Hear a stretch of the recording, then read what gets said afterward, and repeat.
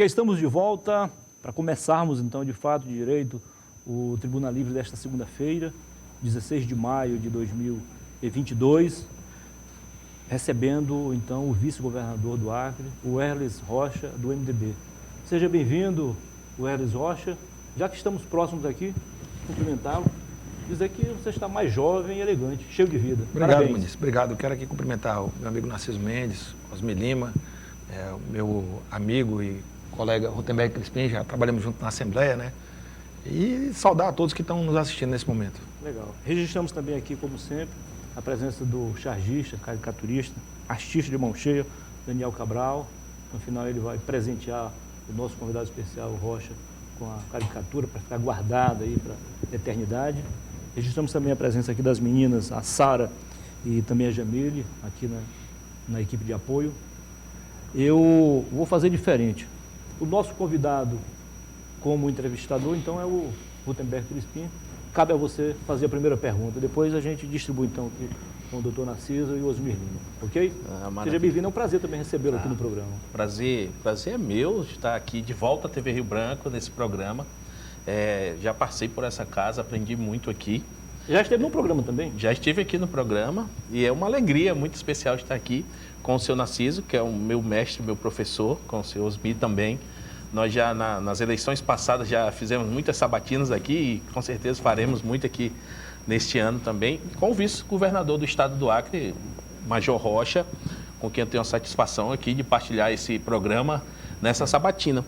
E uma das coisas que eu penso que não só eu, mas como a nossa população teria uma curiosidade, vice-governador, de lhe perguntar, era assim, quando o senhor analisa o governo do estado, fazendo uma análise bem geral do governo do estado, na sua opinião, o governo de forma geral, ele de todo, o senhor teria algo no governo que o senhor destacaria, que é positivo?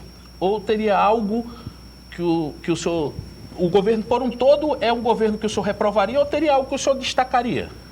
Veja, Rotenberg, nós passamos aí 20 anos em campanhas e mais campanhas, dizendo que a Frente Popular, que era comandada pelo PT, ela estava colocando o Acre no rumo errado. E durante muitos anos nós sonhamos em ter a oportunidade de fazer um governo diferente daquilo que vinha sendo feito. Veja, hoje eu vejo no governo Gladys Cameli quase toda a Frente Popular, aqueles que nós combatemos em 2018, hoje instalados dentro do governo. Não são um, dois, são muitos, muitos. Inclusive secretários de Estado. Vejo muita gente que caminhou conosco, que sonhou conosco essa mudança e infelizmente não está participando do governo. Você não faz algo diferente usando os mesmos ingredientes. Então o governo é uma continuidade. Nós temos, na verdade, o governo Gladson, a somatória de 24 anos de um governo de esquerda no Acre. E o que proliferou, e proliferou muito nesse governo, foram os casos de corrupção.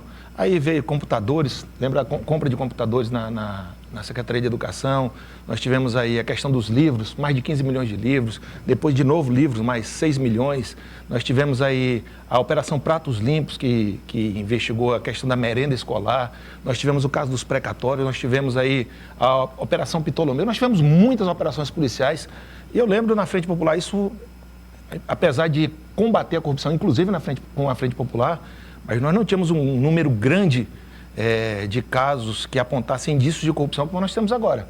Inclusive o próprio governador hoje é investigado pela Polícia Federal e nessa investigação conduzida pela Polícia Federal, não sou eu que conduzo a investigação, mas a Polícia Federal aponta o governador como líder de uma organização criminosa. Esse é o termo, não estou aqui nem tentando desqualificar, estou usando os termos que a Polícia Federal ela atribui ao governador, como líder de uma organização criminosa que saqueou 828 milhões dos cofres públicos, recursos da saúde e da educação.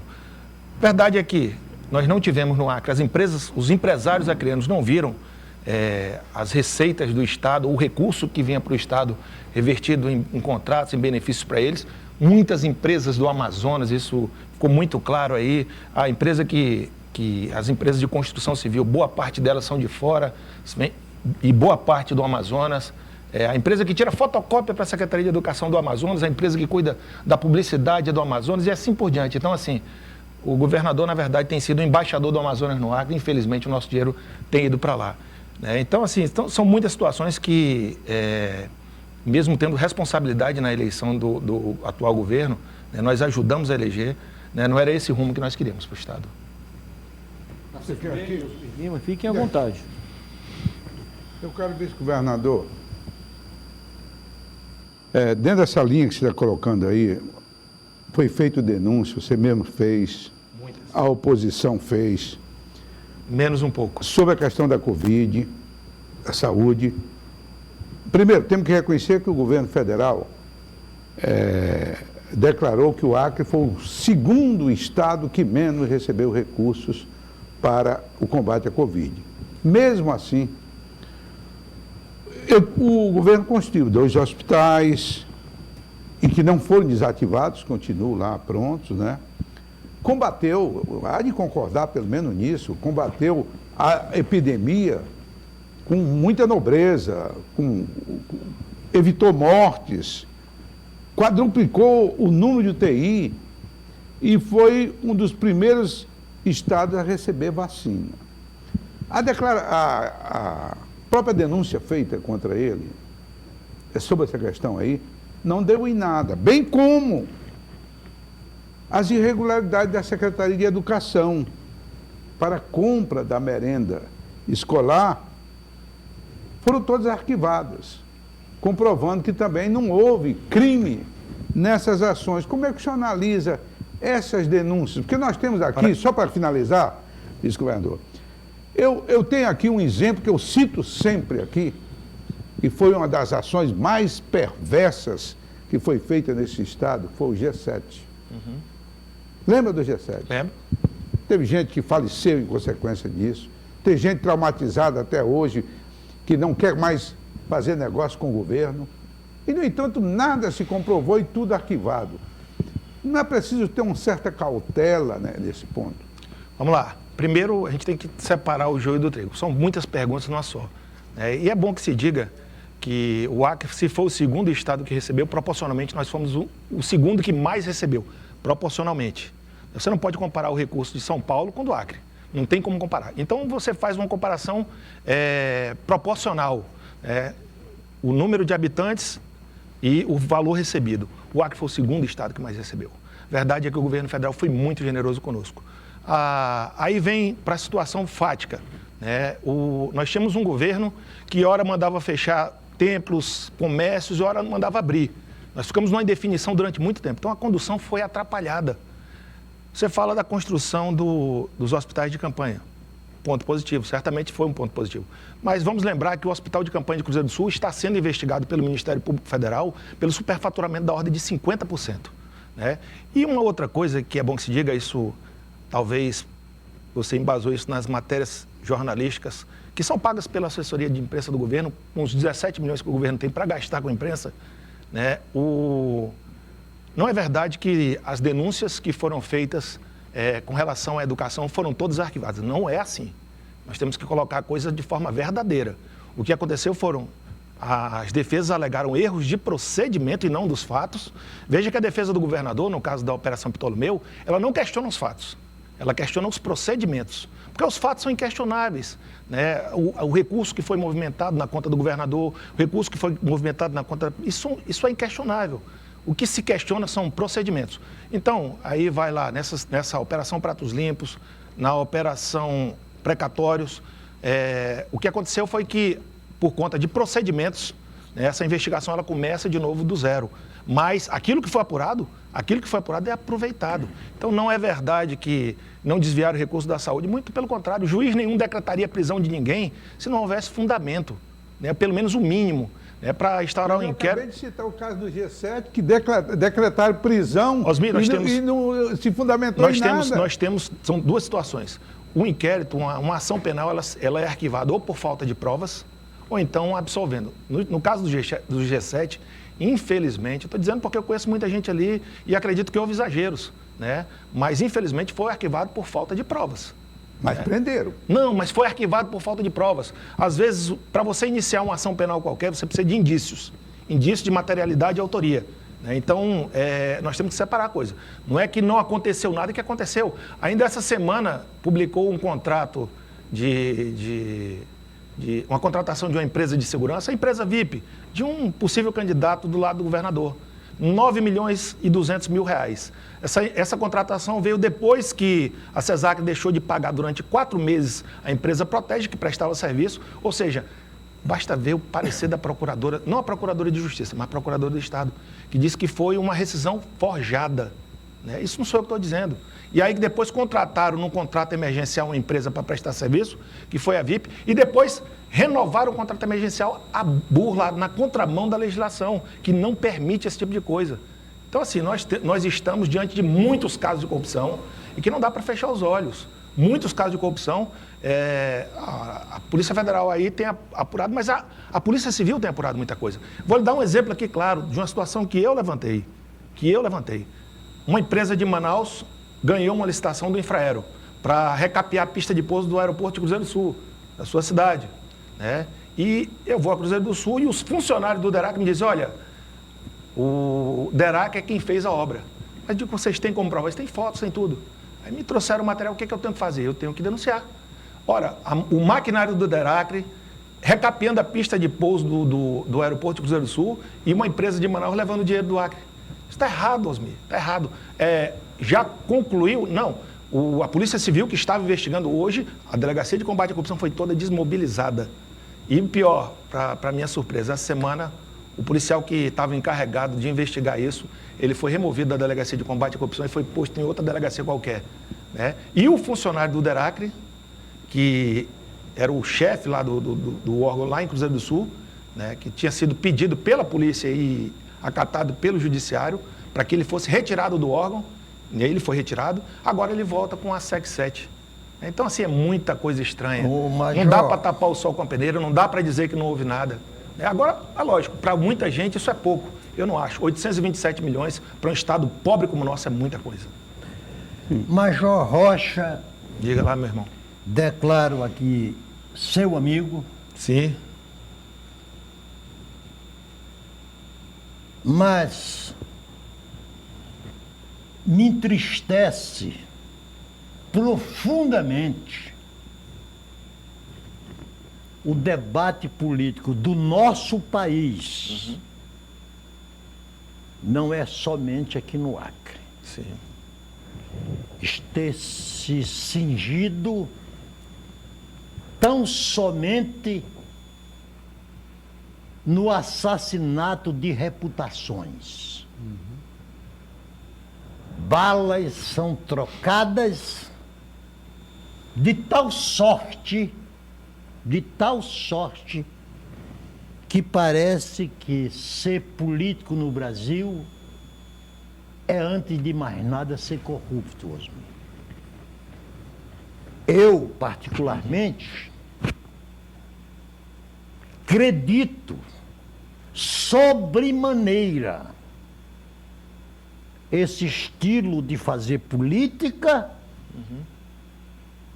a herança maldita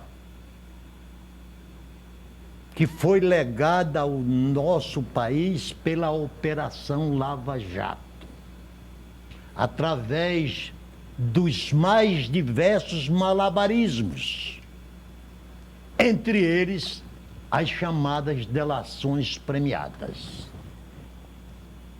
Você fez uma série de acusações e tem o direito de fazê-las. Logicamente, o governador Glácio Camelier sentará na mesma cadeira para fazer a sua respectiva defesa. Eu aqui apenas quero deixar claro para os acreanos e um dos compromissos que nós assumimos quando passamos a transmitir a TV Cultura é que parte do espaço desta televisão seja dispensado às ações locais, entendeu, Osmir? Então, eu lhe pergunto, o senhor não acha exagerado o volume de acusações que o senhor está fazendo e, em seguida, lhe respondo. Lhe pergunto também. O senhor tem as provas que efetivem essas acusações? Vamos lá. Primeiro, assim, é interessante dizer que a Operação Lava Jato foi um marco na história do país. Nós tivemos aí a institucionalização da corrupção durante muito tempo. E a corrupção, é bom que se diga, não está só no executivo e no legislativo, não. Ela está enraizada em todos os segmentos da sociedade. No meio empresarial, infelizmente, está enraizada dentro do Poder Judiciário, está nos órgãos de controle, né? E a Operação Lava Jato ela teve um papel importante, né? Eu digo porque eu também dei a minha contribuição. Eu tive acesso, Narciso, à delação de um sujeito chamado Léo Pinheiro. Léo Pinheiro era o dono da construtora OAS. E eu perguntei para a minha assessoria, embora seja bacharel em direito, não milito, não sou advogado, né? E eu perguntei para a minha assessoria, o que eu posso fazer com essa delação? E a resposta foi simples, nada. Porque essa delação está na mesa do ministro do Supremo já há um bom tempo e não é homologada, né? E não pode fazer nada, não pode. Mas logo em seguida a revista Veja ela publica uma matéria com alguns tópicos dessa delação. Acho que o jornalista também teve acesso à mesma delação que eu tive.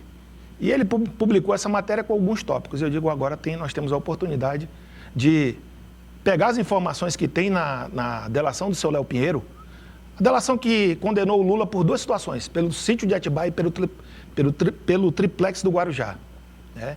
Que é um verdadeiro cronograma do crime. Cronograma, porque lá o Léo Pinheiro disse que horas foi, quando foi, o que foi tratado, tudo, né? Então, é muito difícil dizer que isso é exagero, que isso é uma mentira, que isso é alguém que participou, que estava delatando, que estava relatando, na verdade, os fatos.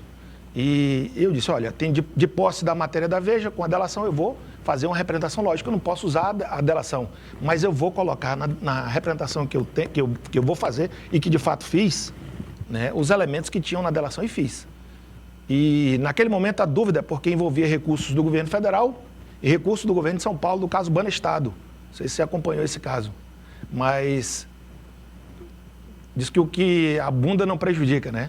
Então eu mandei uma cópia para o Ministério Público Federal, para a Procuradoria-Geral da República, e uma outra cópia eu fui entregar pessoalmente ao Procurador-Geral de Justiça de São Paulo, acho que, salvo engano, Márcio Elias Rosas. Essas duas representações que eu fiz, a primeira foi para Brasília, para o Supremo, melhor dizendo, para a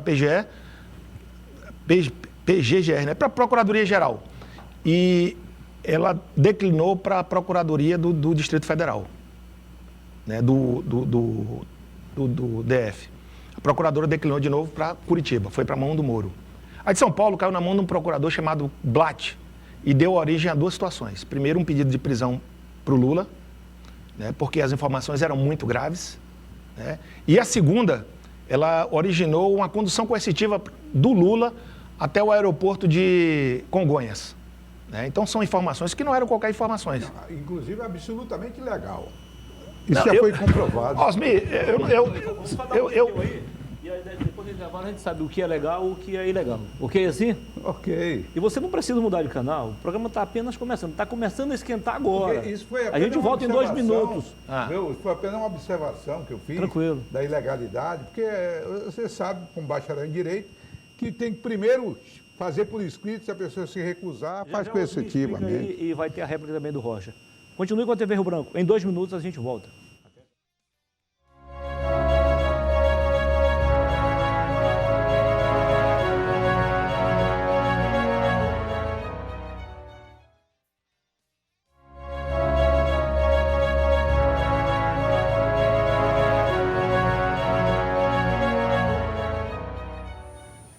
Estamos de volta com a segunda parte do nosso programa de hoje. Tribuna Livre aqui na sua TV Rio Branco, agora muito mais cultura e política para você. E nós estamos aqui a substituir o nosso amigo Evandro Cordeiro, jornalista, que é o titular do programa e teve que se ausentar para cuidar da vida pessoal. Ele teve alguns problemas, voltará certamente na próxima semana, na próxima segunda-feira, a comandar, então, o programa aqui. Ok? Isto posto. Osmir, afinal de contas, o que é legal e Rocha, o que é imoral? Osmir. Não, eu comentei, fiz um rápido comentário, que isso é a opinião de muitos juristas, que a condução coercitiva, ela deverá ocorrer, está expresso em lei, quando alguém se recusa, intimado pelo delegado, por quem quer que seja, a comparecer, não comparece, aí você faz essa condução. Então ali foi um pouco midiático aquela... E segundo ponto, eu não estou aqui para defender Lula, eu estou aqui para dizer o seguinte, vice-governador, de 300 e tantos processos abertos em todo o país, abertos pela própria Polícia Federal, não tem 10 que prosperaram e tem umas 5 ou 6 pessoas ainda presas. 5 ou 6 pessoas. Só uma pequena correção, Osmir. Na verdade, primeiramente, inquérito, depois processo. É isso, Rocha? Sim, não, eu estou a falando origem, já no só processo, que- já no processo. Só que voltar a situação para o canto que eu parei, né? Veja, primeiro dizer para o Osmir que o direito, infelizmente, o direito não é matemático, não é uma ciência exata. Nesse caso da condição coercitiva, a lei não diz se antes eu tenho que intimar a pessoa e a pessoa não comparecer, ela cria o instrumento da condição coercitiva e não definia. Hoje está definido, né? Mas antes não tinha. Então, não foi legal a condição coercitiva da forma como aconteceu. Houve abuso ou não houve, isso é um outro debate, né? O fato é que a lei previa o instrumento da condição coercitiva e o procurador, o Blatt, acho que é José Carlos Blatt, eu não lembro, ele usou esse instrumento legal, né? E de forma lícita. Então, não teve nenhum, pelo menos do meu ponto de vista, nenhuma ilegalidade. Se houve abuso ou não, esse é outro debate. Direito não é uma ciência exata. Mas voltando à situação. Então, fiz, e no final, nós tivemos a condenação do Lula no primeiro grau, que foi na Justiça Federal do Paraná. Depois, a confirmação da condenação com o colegiado lá em Porto Alegre, né, o colegiado de desembargadores federais. E depois a confirmação uma nova confirmação dessas condenações pelo Supremo Tribunal Federal, né? Foi para mim vergonhoso, triste, ver o trabalho que o Judiciário fez, porque se houve erros na condução do processo, né, ele não teria sido confirmado em 2 instâncias superiores, né? O que houve foi uma descondenação, esse é um termo, um neologismo que eu estou trazendo aqui, que muito jurista está começando a estudar isso, a descondenação, ou tornar sem efeito o trabalho da justiça, da polícia, né? E dizer o seguinte, olha, o Brasil de fato é o país da impunidade. Se você mesmo está dizendo, seria um bom advogado do Lula. De 300 e poucos processos, só tem 6 pessoas presas. Isso para a gente é muito ruim, porque o Brasil, infelizmente, a corrupção é endêmica. Nós temos... Só para concluir, meu irmão, dizer que no caso do Estado, e aí respondendo ao Narciso para fechar, eu sei que ele está ansioso também para participar, eu não me ative a achismos. Todas as vezes que eu formalizei, e eu formalizei, primeiro porque acho que é uma obrigação de qualquer cidadão, e principalmente de quem está no exercício de um cargo público. Não são favores, não é nenhuma negociata que vai me fazer agir diferente. Eu entendo que eu tenho uma missão enquanto partícipe de um governo, de ajudar a colocar a coisa no eixo, a colocar... E todas as vezes que eu representei, Narciso, não foi nada escondido, eu formalizei. Só para lhe dar um exemplo, no caso dos precatórios, que para mim é um caso muito grave, que, como o meu amigo Osmir falou, a justiça não absolveu ninguém. Ela não tornou sem... Ela não disse que os fatos não aconteceram. Ela disse o seguinte, houve um erro de procedimento em que as informações do COAF foram usadas indevidamente, né?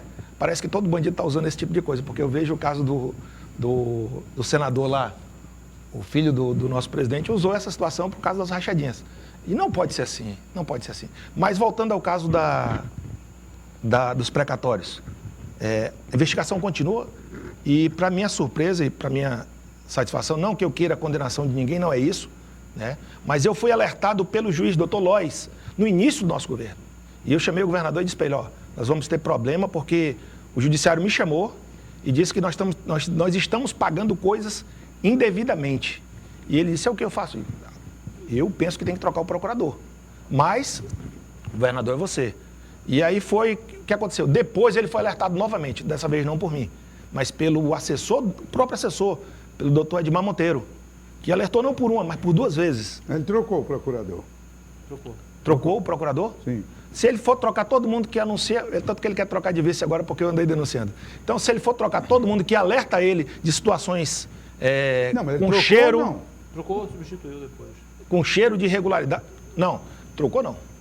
Depois que a coisa estourou, aliás, quando isso estourou de fato na imprensa, eu estava no exercício.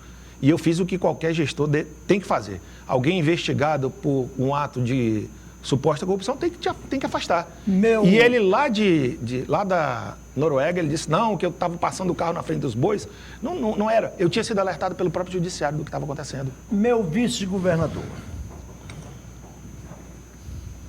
Primeiro, em primeiríssimo lugar, Vamos lá. a condução coercitiva feita do caso Lula, ela foi absolutamente ilegal e absolutamente imoral. Ponto 1. Ponto 2.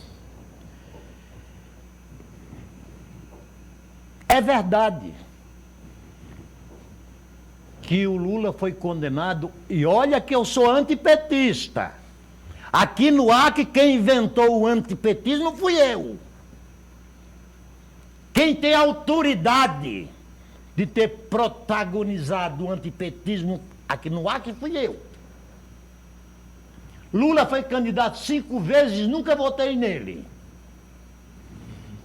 Mas por dever de justiça, eu quero lhe dizer o seguinte. O Lula foi condenado na primeira e na segunda instância. E na terceira?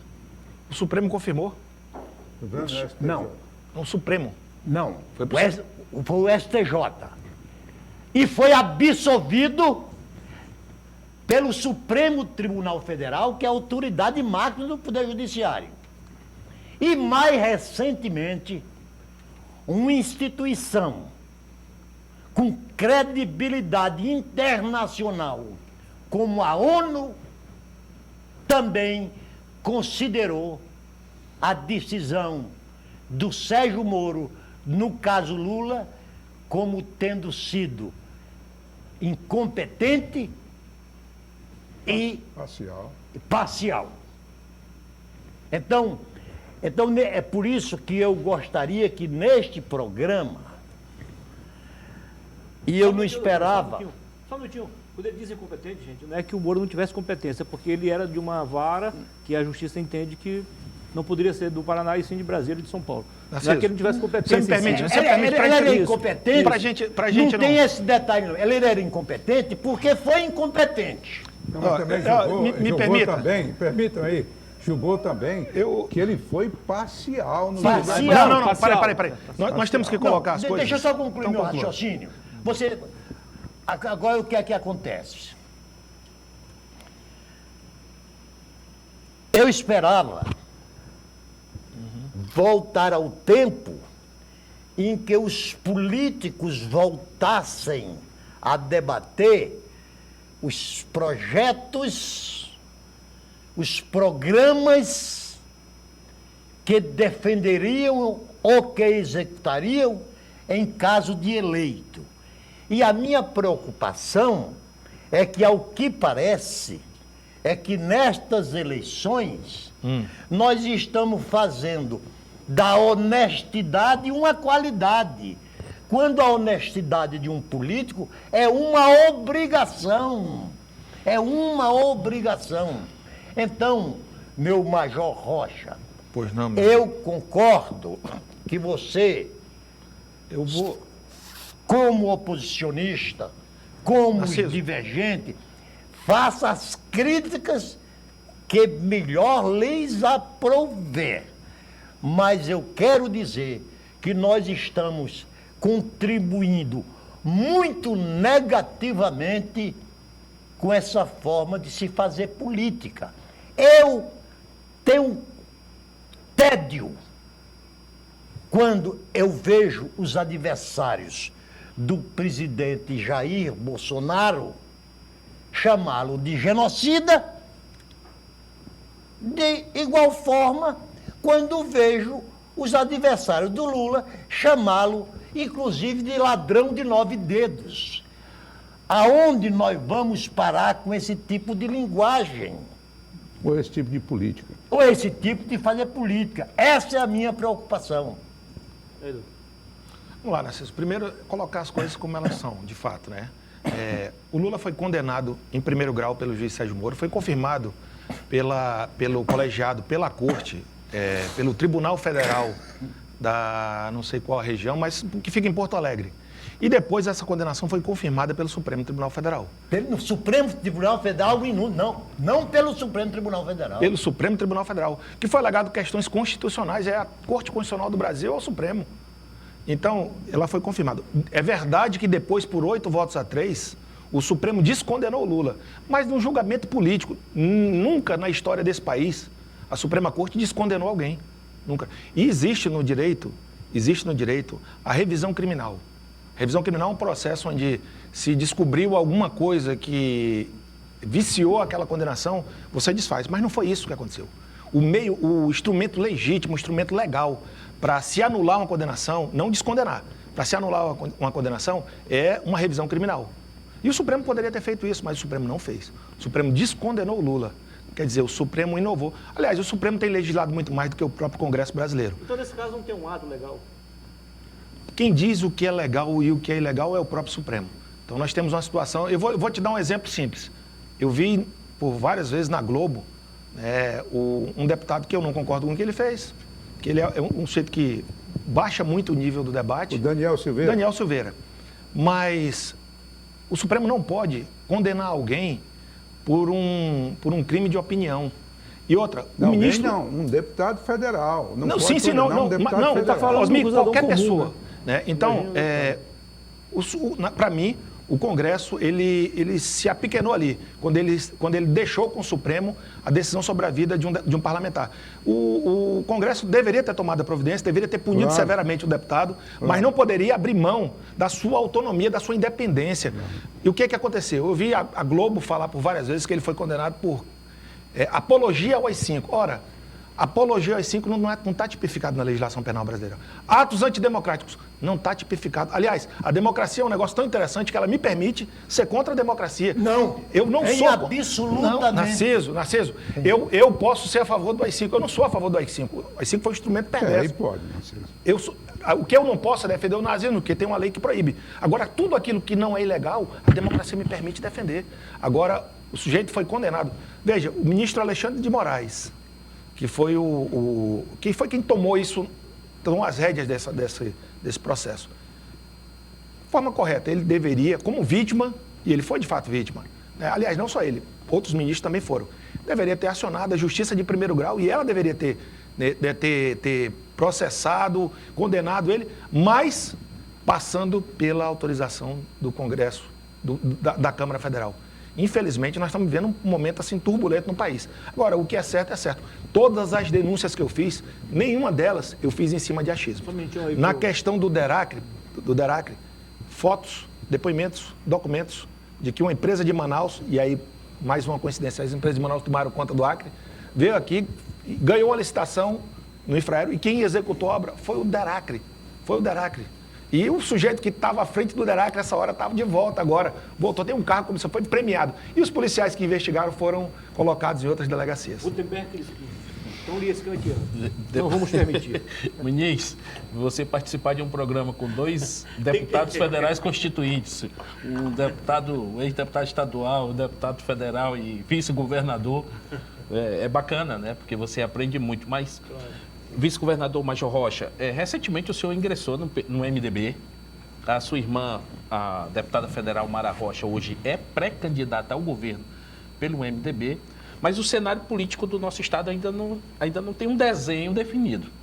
Inclusive, há algumas conversas de bastidores políticos, de conversas que o MDB pode conversar ainda com o senador Sérgio Petecão, inclusive alianças, lideranças do MDB participaram de atos do PSD, do PSB.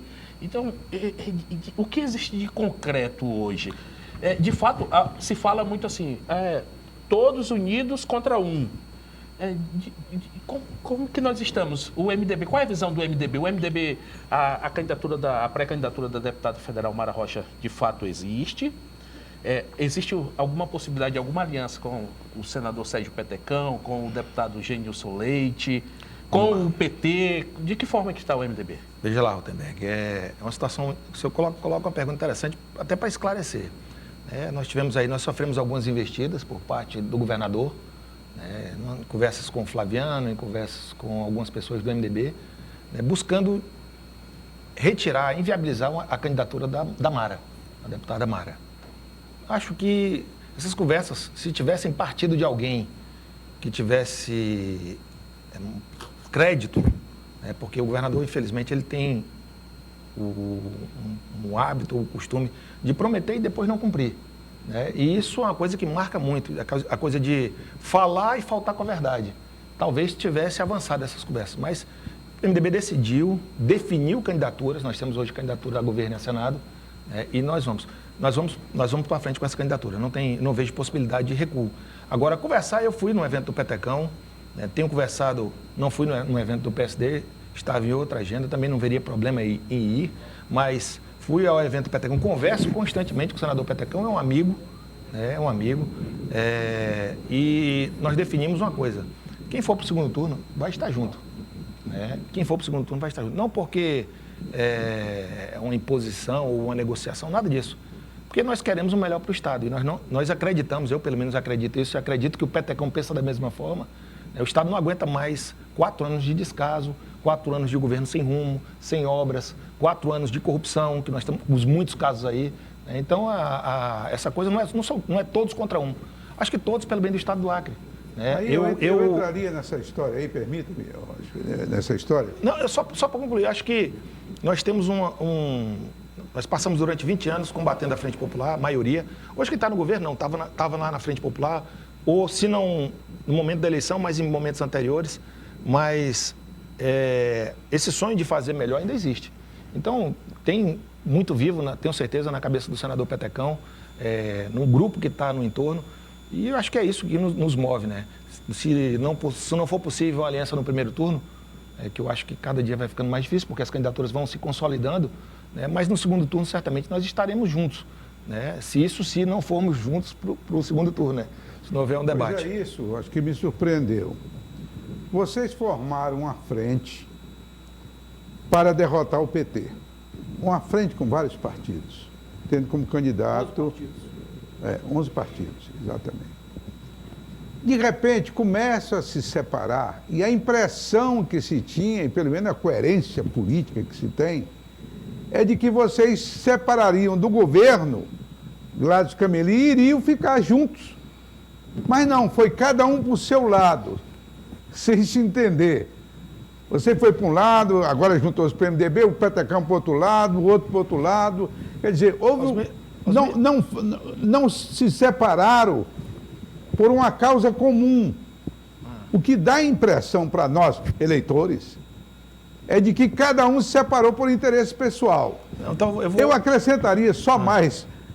Apesar de todas as denúncias, por que você acha que o governo Gladys continua ainda em alta em todas as pesquisas? Então vamos lá, são várias perguntas e é bom são começar... Duas, vamos começar lá do início. Primeiro assim, eu acho que nós nunca tivemos tão juntos. O que aconteceu é que nós nos elegemos aí, foram 5 deputados federais eleitos junto com o governo. Dos 5 deputados, nós só temos um deputado que permanece na base. Então faltou liderança. São 3 senadores que foram eleitos e, pelo visto, a senadora Maísa já mostrou isso publicamente que não confia no atual governador. O senador Petecão já não faz parte do governo e o senador Márcio Bittar parece que está pulando fora agora, pelo menos é o que a gente tem visto. Então, assim, eu vi na eleição passada, você que é um político experiente, e viu o governador apoiando a Socorro Nery, que para mim é indiferente, eu não vi isso como um pecado, talvez um erro político. Quando o governador disse, olha, quem quiser ser candidato que seja e pode ficar à vontade. Se nós tivéssemos um líder de fato, esse líder teria aglutinado esses partidos, esses outros líderes até hoje. Mas o que aconteceu? Ele disse, olha, cada um pode ser candidato. Se fosse eu, se fosse você, eu tenho certeza que eu diria, ó, lança a candidatura, lança os nomes, lá na frente a gente vai sentar e definir quem é o candidato. E não estimular centenas de candidaturas, dezenas de candidaturas a rodo. Com relação ao governador, você está tendo uma visão talvez muito governista, né, do cenário que nós estamos vivendo. O governador, um ano e pouco atrás, era certo para muita gente que ele se elegeria no primeiro turno, que ele liberava 80% de aceitação. Isso estou falando de pesquisas, né? E isso há 6 meses atrás, nós já sabíamos que teria segundo turno. Hoje é certeza que terá segundo turno. Hoje é certo que teremos segundo turno. Nessa última pesquisa, o governador já aparece com 38%. 38%. E quem garante, hoje, provavelmente, ele estará no segundo turno. Mas quem garante que ao longo desses 5 meses que faltam para a campanha, que a permanecer a tendência que pesquisa, a estatística tem um negócio interessante. Eu já estudei estatística e quando você começa a repetir resultados semelhantes, isso chama tendência. O governador está com uma tendência de queda já há muito tempo. Quem estava com quase 80 e hoje está com 38. Então, quem garante que daqui a mais 2 ou 3 meses ele não esteja brigando para ir para o segundo turno com os outros? Isso é uma possibilidade. E aí não vamos tapar o sol com a peneira, né? Eu participei de um programa de entrevista na Rádio Cidade anteontem, que a entrevista não foi para frente porque entrou uma senhora e foi falar da saúde pública, essa mulher desesperou. Vou falar o seguinte, então, você volta com um detalhe sobre a... Tranquilo, não, eu quero com a mulher, tá concluir bom? essa... Nós vamos ao intervalo comercial e voltaremos em 2 minutos. E continue com a gente, continue com a TV Rio Branco. Até já.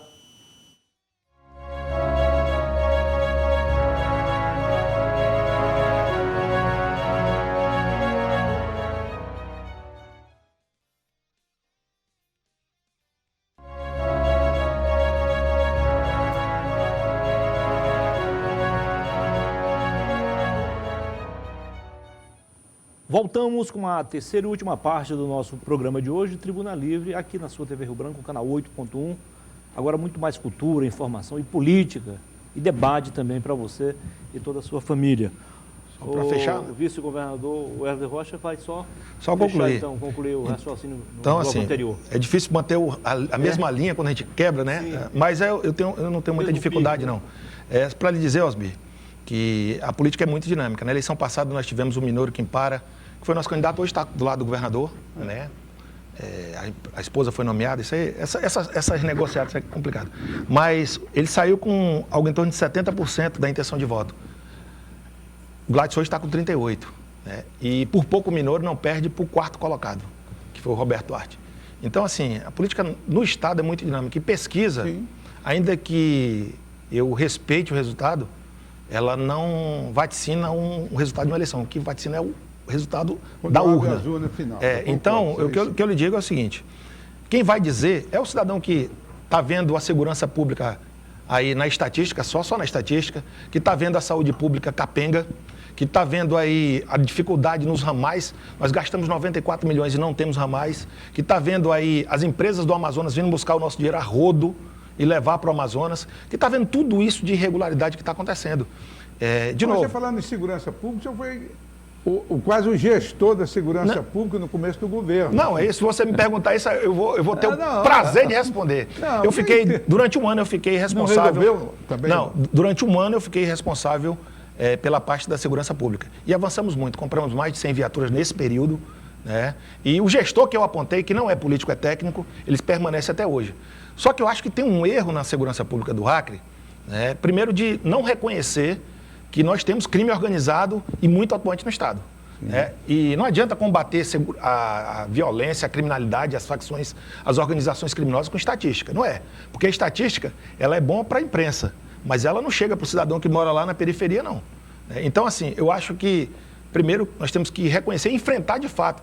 Porque quando eu faço de conta que a organização criminosa não está cobrando dos comerciantes, aquela caixinha que não está atuando firmemente. Aliás, no centro da cidade, esses dias eu vi, proibido roubar naquela casa do índio ali no centro, proibido roubar lá, não sei qual era, CV. Então, isso para mim é uma vergonha. Nós temos que enfrentar e não botar a cabeça enterrada no chão igual ao avestruz. Então, esse é um erro. E eu cuidei da segurança pública durante um ano. Depois o governador veio à imprensa, não foi aqui não, foi no AC 24 horas, e disse, olha, a partir de agora a segurança é comigo. O que é que eu vou fazer? Mas os índices estão melhorando, pelo menos os dados. Estão melhorando, os índices estão apontando que é uma melhoria. Vamos discutir isso com a população na periferia. Na minha primeira pergunta, eu fiz uma pergunta relacionada ao governo do Estado, ao vice-governador, que é vice-governador. E agora, vice-governador, o senhor foi deputado estadual, como eu já citei, foi deputado federal. E há uma preocupação que o senhor Narciso colocou, o senhor Osmi também, dessa questão de que se fala muito de quem é certo, quem é errado, se troca muito essas figurinhas. E o nosso estado, o estado do Acre, é um estado que nós podemos falar assim, um estado ainda carente, entre Sim. aspas, que necessita muito. Claro que passa pela política. Sim. Mas nós precisamos, o senhor colocou que o senhor tem um compromisso com o Estado. Pegando pelo lado da gestão, qual seria o setor do Estado, ou um projeto para o Estado, na área da gestão, para dar uma alavancada na economia do nosso Estado, que o nosso Estado precisa, eu digo não politicamente, mas na área da gestão, seja quem for o governador eleito, qual seria o caminho para que esse Estado pudesse garantir oportunidade aos jovens, garantir oportunidade na segurança, na saúde? Boa pergunta. Qual o caminho que nós teríamos assim? Claro, passa pela política, na educação, mas na área da uma gestão geral, para que o Acre pudesse ser um Estado bom para se viver. Veja, Rutenberg, eu não vejo a possibilidade de a gente ter uma muleta para o Estado do Acre e focar num ponto só. Na verdade, uma série de fatores vão contribuir para que a gente melhore a qualidade de vida, as condições que possa gerar emprego no Acre. E nós temos muitas alternativas. Agora, não é só a questão do agronegócio, porque o nosso governo, esse governo que foi eleito, com a bandeira do agronegócio, ele, talvez pela percepção errada do que é agronegócio, pensa que agronegócio é a soja para 10, 12 produtores rurais. E não é isso. O agronegócio ele vai do pequeno ao grande. Sim. E, infelizmente, o pequeno produtor rural no estado do Acre está abandonado, o médio está abandonado. O grande está tendo alguma ajuda, mas também ainda aquém daquilo que seria necessário. Vou te dar um exemplo. Nós recebemos aí de recurso da União 94 milhões de emenda. Uma emenda que, quando eu era deputado, o governador era senador e aquela bancada da legislatura passada colocou. Esse recurso foi quase todo aplicado. E, infelizmente, nós não vimos essa melhoria de ramais. Né? Veja, para você começar a trabalhar a produção rural, para você pensar em agronegócio, eu acredito que você tem que focar em 3 eixos. Eu estou falando de um fator só, falando do agronegócio, mas tem coisas que eu queria tocar ainda. Então, você tem que trabalhar acesso, e aí ramais, desobstrução de rios e igarapés.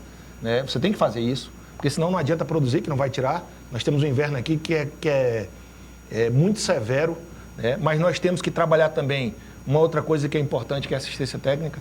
Nossa Emater aí tem técnicos aí de 20 anos, 30 anos atrás, né? E que precisa ser renovado o quadro da Emater. Aí temos problemas para fazer isso. Como é que nós vamos renovar os quadros da Emater se nós estamos acima do limite de gasto pessoal? Você pode contratar, você pode terceirizar esse trabalho, mas tem mais coisa. E eu acho que aí é a questão fundamental. Nós temos que ter no estado do Acre um grande projeto, um grande processo de regularização fundiária. Por quê? Porque dinheiro tem, os bancos têm. Eu lembro que eu participei por algumas vezes de reunião da Sudam, na questão do FNO, e eu lembro de uma outra reunião que o ministro Paulo Guedes disse, olha, nós queremos acabar com esses fundos, o FNO, esses fundos, né? E pegar esse dinheiro e entregar para os estados. Para nós isso seria muito ruim. Talvez para o estado, num primeiro momento, fosse bom. Porque esse dinheiro iria acabar, né? Não tem retroalimentação, não teria mais investimentos. E hoje tem. Agora, para ter acesso a esses recursos, que são algo em torno de 500 milhões, você precisa ter a sua área de terra regularizada. Nós até tivemos isso no governo da Frente Popular, que foi muito mal feito.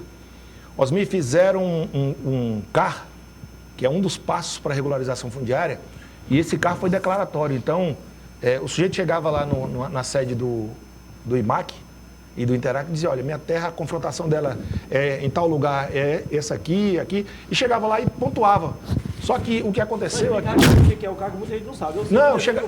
Chegava num local lá, pegava o mapa, o computador, e dizia, minha terra é isso aqui, aqui. Só que outra pessoa chegava e dava a mesma confrontação. E aí aconteceu que nós temos em alguns lugares terras sobrepostas, como se fosse um edifício, Narciso. Vários donos. E hoje nós temos que fazer isso novamente, porque o cargo que foi feito não serviu. Então, esse para mim, regularização fundiária, assistência técnica e acesso, ramais, rios, ela é fundamental para a gente ter, de fato, a produção rural. Aí eu queria tocar mais um ponto que eu acho que é importante, e tem outros. Então não vai haver tempo da gente perguntar. Não, mais nada. porque ele me perguntou uma coisa. Essa sua preocupação é mais para evitar os conflitos ou para desburocratizar de fato? Não, acho que desburocratizar é uma outra coisa que nós temos que trabalhar, a questão da legislação ambiental. Mas, assim, essa questão da produção acho que mata por aí, né? Agora, nós temos um presente de Deus para a gente, que é a localização geográfica do Acre, que sempre foi tido pelos acreanos, pelos gestores do Acre, uma coisa ruim. Não é. Nós estamos a 1.000 quilômetros dos portos do Pacífico. Nós estamos aí nas portas do mercado andino, que é um mercado muito bom. Nós estamos de costa para o mercado andino, de costa para o Pacífico. Aqui Sim, pode mas ser... escute, a sua irmã é deputada federal. Ah, E como deputada, como parlamentar, e era amiga do presidente Bolsonaro. sim. Agora parece que vocês vão apoiar a Simone Tebet, que é candidata do PMDB. Não sei, não conversei com ela Qual o sobre isso. trabalho que ela, pessoalmente, fez no sentido de se viabilizar essa saída pelo Pacífico? Então eu vou lhe colocar. Nós tivemos algumas missões no Peru, inclusive levando empresários acreanos para o Peru, ao contrário do que foi no passado, onde nós tínhamos... eu lembro que o Rutenberg foi conosco lá para o Peru, mas ia mais parlamentares, pessoas ligadas ao governo. Nós levamos uma comissão eminentemente privada, de empresários. Né? Por quê? Porque só tem negócio quando os empresários conversam. O governo é facilitador desse negócio. Não, você fala como no passado, deixa eu lembrar para você Governo da uma Frente coisa que Popular. talvez você não saiba. No governo Nabor Júnior, foi Do uma MDB. comitiva Do MDB. só de empresários. Sim, então nós estamos resgatando isso. Já vi que E- ela estava e outra coisa, mas você me fez uma pergunta sobre O a Mara. presidente Belaúnde Terra, ele mandou o avião presidencial nos buscar e nos deixar aqui. Nós estávamos me perguntando É o sobre a entusiasta Mara, da ligação. né? A Mara nos ajudou na construção dessas agendas, todas essas agendas. A Mara hoje é a presidente da Frente Parlamentar Brasil-Peru. Semana passada estava em Brasília e o atual embaixador do Peru esteve conosco lá, foi fazer uma visita a ela, né? E nesse momento nós estamos trabalhando a possibilidade, e aí tem a confirmação do Senasa, que é o órgão de vigilância sanitária peruano, deve vir ao Acre nos próximos dias para fazer a inspeção nos frigoríficos de carne, de suína e bovina no Acre. Veja que nós temos um frigorífico suíno que está a menos de 100 quilômetros da fronteira e o Peru compra carne do Canadá, carne suína do Canadá, compra carne suína de Santa Catarina. E nós temos um frigorífico que trabalha dentro dos melhores padrões internacionais e que nós podemos fazer com que esse frigorífico exportando possa aumentar a cadeia produtiva aqui. Então a Mara tem nos ajudado muito nisso.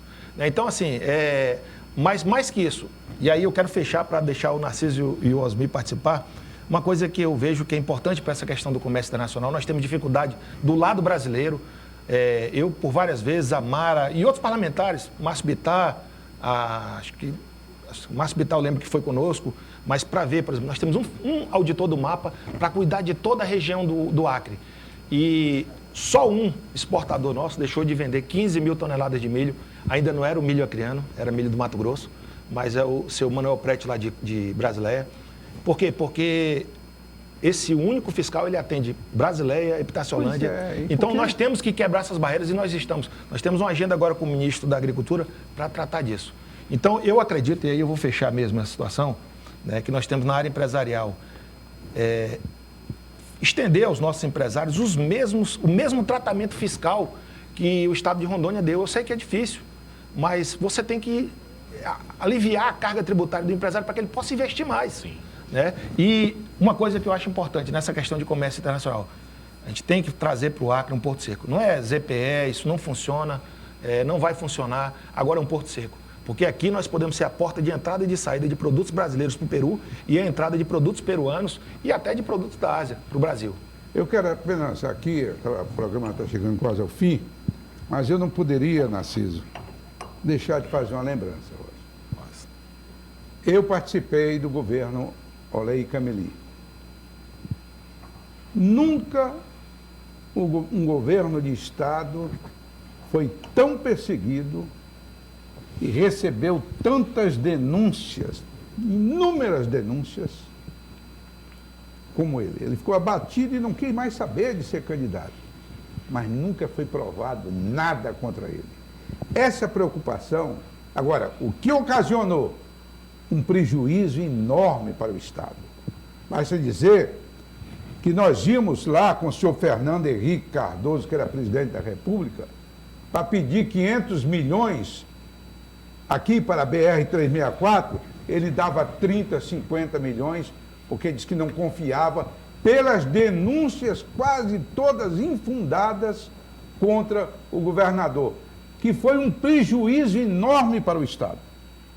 Um grave prejuízo para esse Estado, porque colocaram ele, a nível nacional, com a imagem extremamente negativa. E tinha 5 CPF, que tinha não sei o que mais lá, e nada foi comprovado. Isso me preocupa. Como acriano, isso me preocupa. Nós precisamos ter uma... Sim, já que o programa está terminando, sim, vai lá. Meus parabéns por essa lembrança. Se o senhor Orley Cameli tinha 5 CPF, o culpado não era o Orley por ter 5 CPF, não. Era a Receita Federal. Mas, para concluir, eu saio desse encontro hoje bastante triste, porque nós não estamos nem seguindo os melhores princípios religiosos. E aqui está na minha frente uma pessoa altamente religiosa. E nós dois, se não somos, precisamos urgentemente ser para se conciliar com Deus, nós dois. Exatamente. Então, a religião, ela busca, e você há de concordar comigo, de combater o pecado. Na tentativa de salvar o pecador. E este princípio vale para todas as religiões. Eu acho belíssimo quando eu passo na frente de uma igreja católica, quando está cheia de gente, quando passo na frente de uma igreja evangélica, está cheia de gente, porque pelo menos é uma manifestação de amor, de concórdia. E ao meu querido vice-governador, a sua irmã, Mara Rocha, a deputada federal mais votada da última eleição, e uma pessoa que sabe verbalizar como ninguém, daí as suas primeiras profissões ter sido de formadora de opinião. Peça a ela que não perca tempo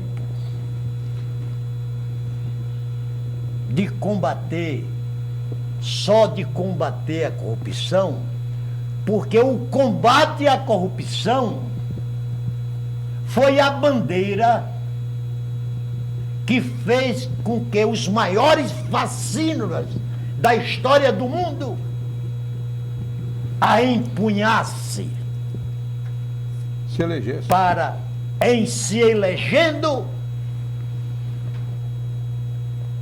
continuar fazendo ainda mais corrupção. Piorando. Adolfo Hitler chegou ao poder em nome do combate à corrupção.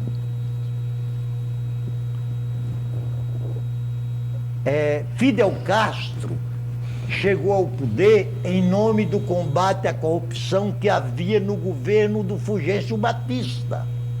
E aqui no Brasil, eu tinha 6 anos de idade quando fui para o comício de Jânio Quadros.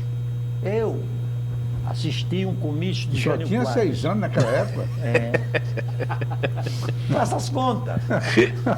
E sabe qual era? Sabe qual era o único símbolo da campanha de Jânio Quadros? Vassoura. era uma vassoura que ia varrer a corrupção. Narciso, 30 ou 40 anos depois, em nome do combate à corrupção, elegemos Fernando Collor de Mello. Caçador de E por Marajás. que esta corrupção continua? Porque o sistema é quem continua sendo a causa da nossa corrupção. Narciso, você me permite assim, fazer um contraponto ao que o Osmi disse, ao que você disse, é importante. Primeiro assim, eu entendo que o papel do juiz Sérgio Moro foi um papel fundamental para esse nosso país, para desnudar o que nós tínhamos de esquemas de corrupção nesse país. O que o Supremo fez, para mim, foi uma aberração. Eu tenho vergonha do Supremo Tribunal Federal brasileiro. E eu não acredito que sou só eu. Tem muita gente que pensa da mesma forma. O Supremo é um tribunal político e que deu resposta e continua dando resposta. Eu vi o ministro Roberto Barroso aqui no Acre dizer o seguinte: nós não vamos deixar ter voto impresso, porque isso vai dar diferença do voto eletrônico, e na diferença, se der diferença, está errado. Está errado. Então, eu não vi a procuração do Osmi, muito menos do Narciso, para defender o governo, mas dizer que eu cumpro um papel, né, que talvez os órgãos de controle careçam de acordar, né, e não é por questões de cargos, né, isso não ia me impedir, não tinha essa infinidade de cargos como o governo prega, mas ainda que tivesse, não abriria mão de fazer o que eu faço, né, porque acho que o que eu faço é para o bem de todos, né. Com relação ao ex-governador Arley Cameli, eu acompanhei a situação, vi a luta dele para construir a BR para Cruzeiro do Sul, as muitas denúncias que ele sofreu, teve um jato, um Boeing que não foi devolvido. Esse Boeing que estava cheio de mercadoria, esse Boeing foi perdido. A Receita deu perdição. Não, Mas isso não havia contrabando lá, não. Não sei. Eu sei que o que foi divulgado. Então, o que eu digo é o seguinte, eu não trabalho com achismos. Quando eu faço uma denúncia, quando eu boto, porque tem responsabilidade naquilo ali. Eu lembro, Rutenberg, que eu denunciei a questão dos computadores. Compraram computadores pela Secretaria de Educação e um pouco antes compraram pela Secretaria de Segurança. O da Secretaria de Segurança, o mesmo computador, o da Secretaria de Segurança o da Educação um pouquinho depois. E a diferença de preço era algo em torno de R$ 1.500 de um pelo outro. Estava errado. Lógico que está errado. E eu fiz a denúncia e o Tribunal de Contas constatou e a Polícia Civil constatou, as pessoas foram presas e tudo mais, né? O que acontece é que depois, uma das pessoas que foi presa me processou porque queria danos morais.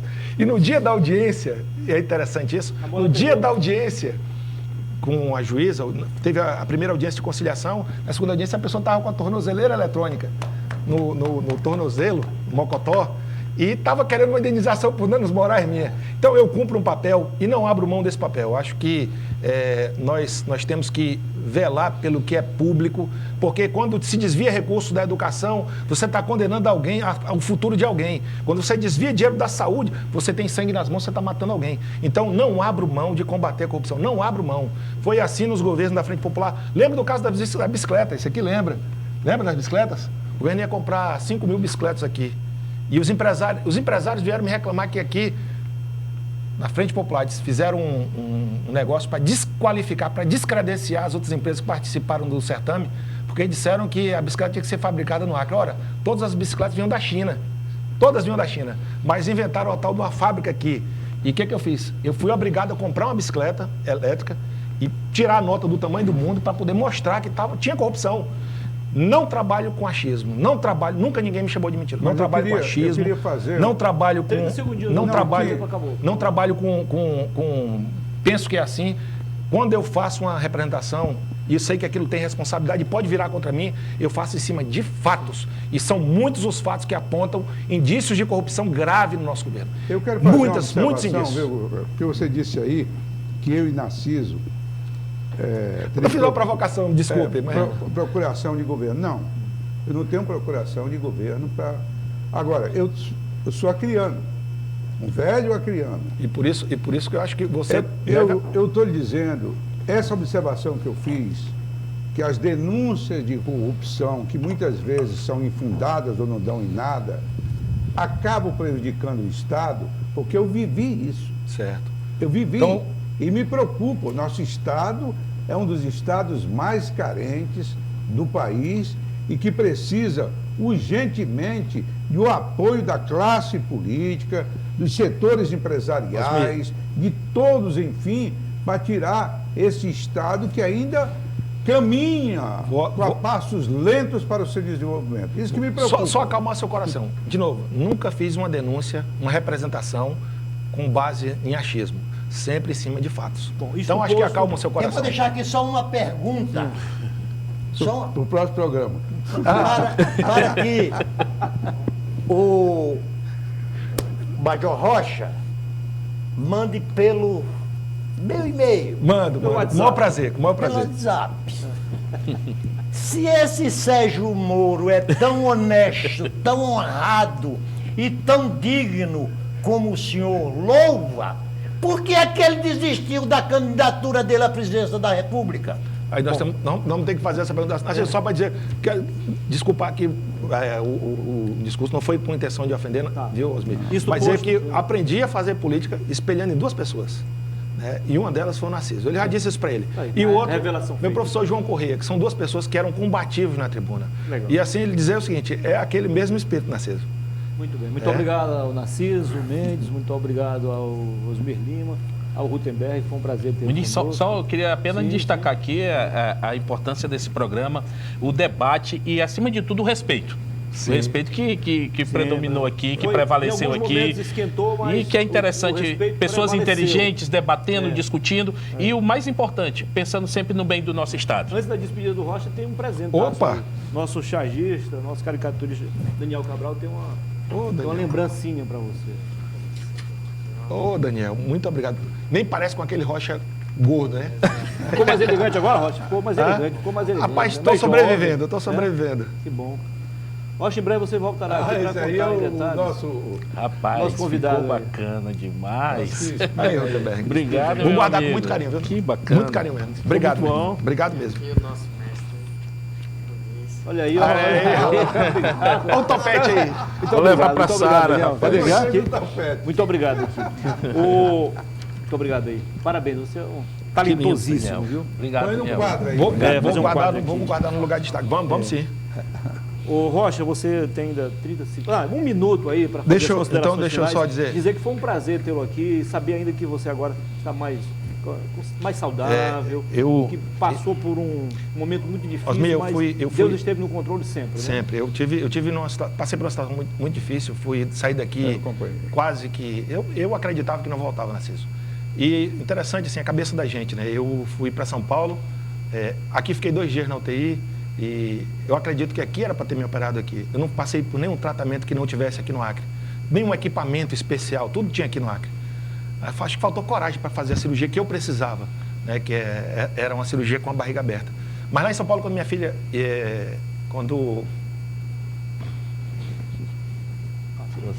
Força, meu amigo. Não, eu acabo chorando também, aí o programa acaba... Mas quando meu filho e minha esposa chegaram em São Paulo, eu pensei que eu não voltava. Imagina. É Obrigado, isso. Rocha. Força. Prazer estar aqui com vocês, prazer grande mesmo. Tá? E assim, você que é meu amigo há muito tempo, os dois aqui são 2 professores. E você também, parabéns pelo programa, obrigado por ter me convidado, estou sempre à disposição. Tá certo? Muito bem. A gente fica por aqui, né? Volta, se Deus quiser, na próxima segunda-feira, às 9h40 da noite, você já sabe o horário, né? Coladinho, então, no Roda Viva, o programa mais assistido da TV brasileira, 35 anos. A gente entra aqui, então, na próxima segunda-feira, próxima semana. O titular do programa, Evandro Cordeiro, estará de volta. E aí, é isso aí. Continue com a TV Rio Branco, porque a TV Rio Branco continua com você. Muito obrigado pela audiência de todos vocês na capital e no interior. E lembrando, viu, Rocha, Narciso, Osmir e Rutenberg, que amanhã, dia 17 de maio, vai fazer, então, 30 anos que nós perdemos o nosso saudoso governador Edmundo Pinto, morto com 2 tiros de revólver em um quarto de hotel de luxo na capital paulista, no centro da capital paulista, no De La Volpe Garden Hotel. Se existe crime perfeito, esse foi um. Os 3 rapazes, os moços presos como assassinos, já não estão mais vivos. Repito, se existe crime perfeito, esse foi um. Boa noite. Eu volto amanhã, à 1 da tarde, ali, naquela outra bancada, para apresentar mais uma edição do programa Entrevista da Tarde. E não esqueça, amanhã, pela manhã, né, os melhores momentos dessa entrevista aqui, você vai conferir em primeira mão no portal riobranco.net, o portal mais bem informado da Amazônia. Boa noite a todos, fique com Deus. Muito obrigado.